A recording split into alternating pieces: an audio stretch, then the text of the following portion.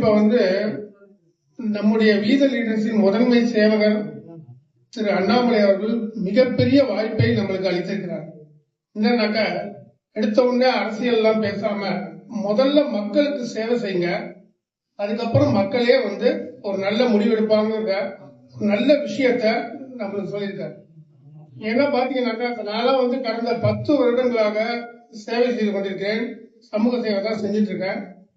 எந்த அரசியல் கட்சியிலும் இல்லாமல் ஈடுபாடு இல்லாமல் இருந்த என்னை போன்றவர்களுக்கு அண்ணாமலைங்கிறது ஒரு பெரிய ஒரு இன்ஸ்பிரேஷன். ஏன்னா ஒரு பெரிய விஷன், அவருடைய விஷன், அவருடைய நாலேஜ், இதெல்லாம் நானா ரொம்ப நாளாவே யோசிச்சுட்டு இருப்பேன். இவர் ஏன் இன்னும் தனியா வரல அப்படின்னு. அவர் தனியா வந்த உடனேவே நம்ம இனிமேல் டிலே பண்ணக்கூடாது, நம்ம அவரு கூட சேர்ந்து அவருடைய கருத்தை வலுப்படுத்துவதற்கு நம்மளாலான சிறிய சிறிய விஷயங்களை பண்ண ஆரம்பிக்கணும்னு தான் ஆரம்பிச்சிருக்கோம்.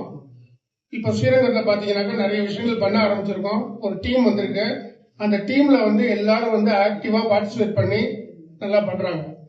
இதுல ஒரே விஷயம் சொல்லிக்க ஆசைப்படுறேன். என்னன்னாக்கா, நம்ம வீடு வீடாக வீத லீடர்ஸை கொண்டு சேர்ப்பதற்கு முயற்சி செய்ய வேண்டும். அது ஏதாவது விதத்துல மக்களுக்கு சேவை செய்து எல்லோர் மனதிலும் வீத லீடர்ஸ்ங்கிற நேம் நம்ம கொண்டு செல்வதுதான் நமது நோக்கமா இருக்க வேண்டும். மிச்சபடி அரசியலை பத்தி எல்லாம் இப்ப யோசிக்க வேணாம். அதெல்லாம் யோசிக்கிறதுக்கு நம்ம தலைவர் அண்ணாமலை அவர்கள் இருக்கிறார்கள். அவர் என்ன சொல்றாரோ அதை ஃபாலோ பண்ணாலே போறோம். நம்ம சென்றடைய வேண்டிய இலக்கை சென்று அடைந்து விடலாம். இங்க இவ்வளவு பேர் வந்திருக்கிறத பார்க்கும்போது ரொம்ப சந்தோஷமா இருக்கு. ஏன்னா நானு, சிவகுமார் சார், காசிராஜன் சார் எல்லாம் பேசிட்டு இருந்தோம் இந்த ஈவெண்ட் நடக்கிறதுக்கு முன்னாடி இது எப்படி நடக்க போகுது. ஆனா இன்னைக்கு நாங்க எதிர்பார்த்ததுக்கு மேல இவ்வளவு பேர் சப்போர்ட் பண்ணதை பார்க்கும் பொழுது எங்களுக்கு எல்லாம் ஒரு பெரிய புத்துணர்ச்சி. இன்னும் நிறைய பண்ணணும்.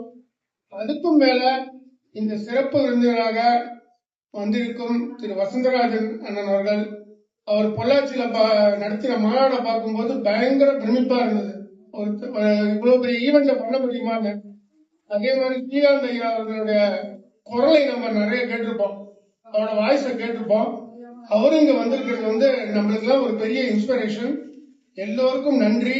இன்னும் மேலும் மேலும் நம்ம திருச்சியில வீதி லீடர் சார்பாக நிறைய ஈவெண்ட் பண்ணணும்.